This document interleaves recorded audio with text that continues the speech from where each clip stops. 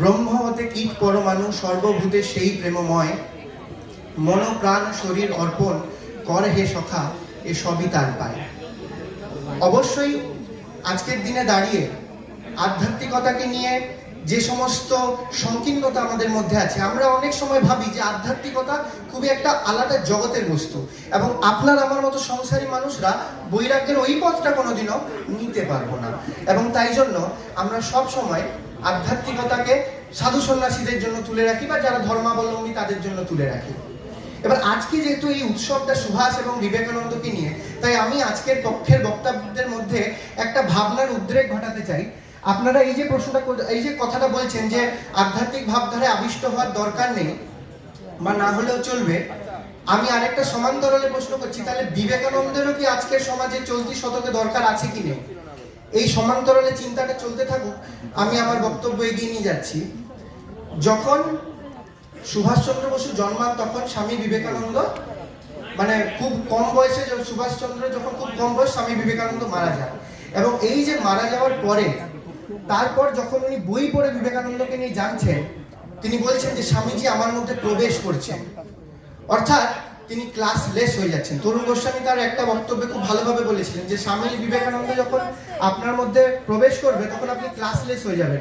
আপনার মধ্যে আপনি ওই ভিখারির মধ্যেও শ্রীরামকৃষ্ণকে দেখতে পারবেন, ওই মুচি মেথরের মধ্যেও শ্রীরামকৃষ্ণকে দেখতে পাবেন। তো এই ক্লাসলেস হয়ে যাওয়ার যে প্রক্রিয়াটা আদতে কিন্তু সহজ, মানুষের সাথে মানুষের সংযুক্তি হলে এটা সম্ভব। তাই আধ্যাত্মিকতাকে আমি কয়েকটা ধাপে ভাগ করি। যখন আমরা জন্মাই, তখন আমাদের মধ্যে একটা যেটা হয় অ্যানিমেলিটি, মানে আমি জন্মালাম, একটা পশু জন্মালাম, খুব একটা তফাৎ নেই, কারণ চেতনা আমাদের তখন হয় না। তারপর আস্তে আস্তে ধাপে ধাপে আমাদের মধ্যে র্যাশনালিটি আসে, আমাদের মধ্যে ইন্টেলেকচুয়ালিটি আসে, আমাদের মধ্যে নোবেলিটি আসে, তারপর আমাদের মধ্যে হিউম্যানিটি আসে, তারপর আমাদের মধ্যে ডিভিনিটি আসে। এই যে অ্যানিম্যালিটি থেকে ডিভিনিটির যে যাত্রা, সেই যাত্রা আসলে আমরা প্রত্যেকে যে যার মতো করে করে চলেছি, এবং এই যাত্রাতে প্রত্যেকে নানাভাবে আমরা আছি।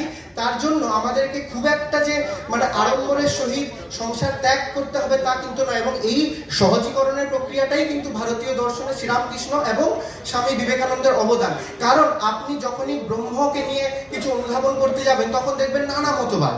কেউ বলবে আমি দ্বৈতবাদী, কেউ বলবে আমি বিশিষ্ট দ্বৈতবাদী, কেউ বলবে আমি অদ্বৈতবাদী। দ্বৈতবাদে ঈশ্বর আর আমি আলাদা, বিশিষ্ট দ্বৈতবাদে সাধন করতে করতে অনুভব হবে যে যে ঈশ্বর মহাসমুদ্র, আমি তার একটা বুদবুদ মাত্র। আবার অদ্বৈতবাদে মনে হবে যে যে ঈশ্বর মহাসমুদ্র, আমি তারই অংশ। এবং এই যে তিনটে মতবাদের যে সহাবস্থান সম্ভব, এটা শ্রীরামকৃষ্ণ বিবেকানন্দ খুব সহজে বলে দিয়েছিলেন যে যত মত তত পথ। প্রত্যেক পথে গিয়ে আমরা যে একটা মুক্তির পথ খুঁজে নেব, সেটাই হবে আমাদের জন্য আধ্যাত্মিকতার পথ। এবং এই আধ্যাত্মিকতার পথে যখন আমরা নিজেদেরকে নিয়োজিত করব, আমরা খুব ভালোভাবে মানুষের সাথে মানুষের হয়ে কাজ করতে পারবো। আজকের দিনে দাঁড়িয়ে আমি ছোটবেলা থেকে পশ্চিমবঙ্গে জন্ম হয়েছি, পশ্চিমবঙ্গে বড় হয়েছি। আমার সমাজ এবং আমার যে সমাজের কৃতকর্ম খুবই আলাদা অন্যান্য রাজ্য থেকে। কিন্তু যখন আমি অন্য রাজ্যে গিয়ে কাজ করছি, তখন আমার মধ্যে যদি ওই ক্লাসটা থাকে যে আমি ওই মানুষগুলোর সাথে কি ততটা সংযুক্ত হতে পারবো না। তার জন্য যে মাটিতে আমি থাকবো, সেই মাটির মানুষের কথা যদি ভাবতে হয়, তাহলে ওই আধ্যাত্মিকতার পথ নিতে হবে। নেতাজি সুভাষচন্দ্র বসুর আবাল্য বন্ধু চারুচন্দ্র গঙ্গোপাধ্যায় বলেছিলেন যে আমি যেভাবে সুভাষকে চিনি, সুভাষ হয়তো অ্যাডভোকেট জেনারেল হতো, ব্যারিস্টার হতো, বা যে কোনো প্রফেশনে যেতে পারতো, কিন্তু সে যে সুভাষ হয়েছে, সে যে নেতাজি হয়েছে, সে যে আইএনএকে এগিয়ে নিয়ে গেছে, সে সুভাষ হতে পারতো না যদি না বিবেকানন্দ তার মধ্যে প্রবেশ করতেন। এবং স্বামী বিবেকানন্দের এই যে আধ্যাত্মিকতাবাদ, তার এত সহজীকরণ ছিল, উনি শেষ বয়সে নিবেদিতাকে বলছেন যে আমার কথা বা আমার কাজ কিন্তু শুধুমাত্র ধর্মমত প্রচার করা নয়, আমার কাজ হচ্ছে মানুষ যাতে দুবেলা খেতে পায় তার সুরাহা করা।